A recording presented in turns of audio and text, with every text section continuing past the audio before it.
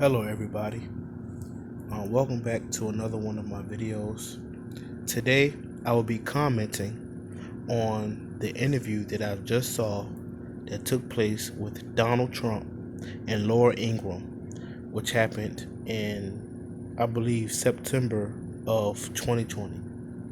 I think right now I'm recording the video, but I believe this interview took place about 4 days ago from today, 4 or 5 days ago. But I took the time to watch it.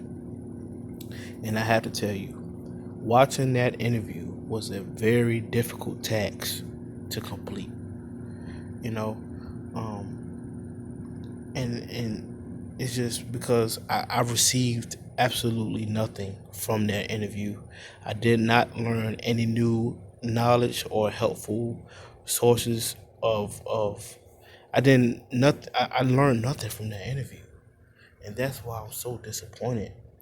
It's like as I listened to the video, I had to pause, I had to take breaks, I had to take intermissions because I literally felt myself becoming stupid. Like I felt my brain cells shutting down the further I got into the interview. But I managed to complete watching the entire interview between Laura and Donald Trump, and I got to tell you, it was a very rough 17 minutes.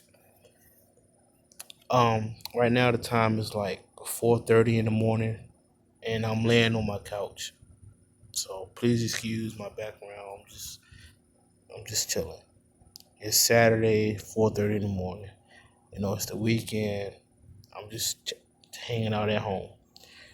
But anyways, let me give my spin on the interview. Well, I wasn't shocked to hear Donald Trump responses to Laura Ingram's questions. Um, I do believe that Donald Trump, his responses were not sufficient, especially for him to be in the position that he's in. But I was more so disappointed. But I expected that from Trump because I've heard him talk before, and nothing has changed with him.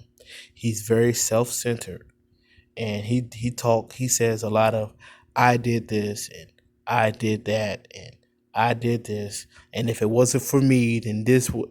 It's like he's very self-centered, and but I expected that from him because that's how he is. But I was what really disappointed me, what really made it hard for me to complete watching that interview was more so the interviewer Laura Ingram's line of questioning. It's like, okay, we understand that Donald Trump does not give the best of answers, but she certainly did not ask the best of questions. Like the questions that she was asking, it contributed. It was encouraging Donald Trump's ego problems. I felt like it was a lot of butt kissing involved. It's like nothing constructive came out of that interview, and that's mainly because of Laura Ingram. I don't know why Laura Ingram and Fox News pander to Trump the way they do. Maybe because maybe because they don't want to be discredited by Trump. They don't want to be labeled as fake news by Trump because Trump does that to just about all news organizations, or maybe because all they care about is their ratings. But as far as I, as far as from my observations, I would I would assume that Fox News would be the biggest Trump supporter news station. It's like if y'all support him the way y'all do, like then y'all should tell him. Like if y'all truly supported Trump, Fox News, if y'all truly supported Trump, then y'all would tell him when he's wrong. You will tap him on the shoulder. You will pull him behind a closed door. You will say, "Hey, man. Hey, Trump. You shouldn't have said that, man. Your words, they mean a lot to a lot of people, especially when you're in that position. But you got to watch what you say, man, especially on this camera. You know what I'm saying? If they were his real friends, then they would tell him when he's wrong, but they don't do that. They do a lot of sucking up. You know what I'm saying? Fox News, they do is kiss his butt, whether he's right or wrong. All they do is kiss his butt. And that is the worst friend you can have. Somebody that don't tell you when you have a booger in your nose. If I have a booger in my nose and I'm walking around with my buddy, I would expect for him to tell me that I have a booger in my nose rather than him to just smile in my face the whole time and don't tell me that something's wrong with my image. Because true friends will correct you when you're wrong. A true friend will do that.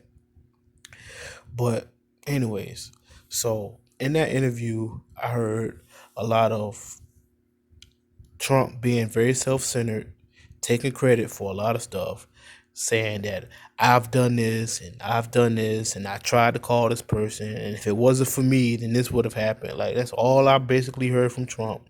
And Laura just sitting there kissing his butt. You know what I'm saying? It's just real hard. And then what I also heard from that interview was a lot of name calling. Donald Trump, his tone is very condescending. He does a lot of name calling and finger pointing, which is very childish. But once again, Laura Ingram is what by her line of questioning, she was encouraging that behavior. It was like it was so childish. They kept saying, "Oh, the mayor of this city is weak, and the governor of this state is weak, and this, that, and the third."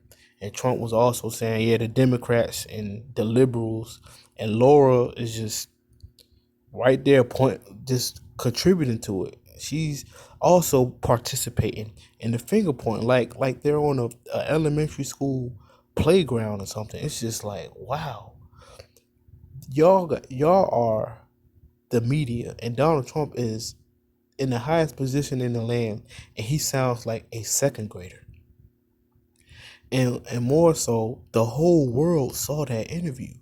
Other world leaders, what's his name, Putin, Vladimir Putin, the Chinese president, uh, all them leaders, everybody around. Once something hit the internet, the whole world can see it. And once that interview was aired, the whole world saw the mental state of Donald Trump exposed, courtesy of Fox News. It was like that interview was so bad. It is like the Bible say, out of the mouth speaks the abundance of the heart. And what came out his mouth showed what's inside his heart. It's a lot of foolishness. It's a straight foolishness on Donald Trump's part and on Laura Ingram's part, on Fox News part, because they're the ones that put it out there. It's straight foolishness, and I'm glad that America is being exposed for the nonsense that she truly is, man. Because people need to see it. People need to see this nonsense, man. It is straight foolishness. I would think that as I was going into the interview, I was expecting to hear some of Trump's goals for the next term if he's reelected. I was expecting to hear the status of a coronavirus package, stimulus package. This is the stuff that I'm expecting to hear from Donald Trump. But no, no, all I hear is a bunch of name calling, finger pointing, and a lot of self-centeredness.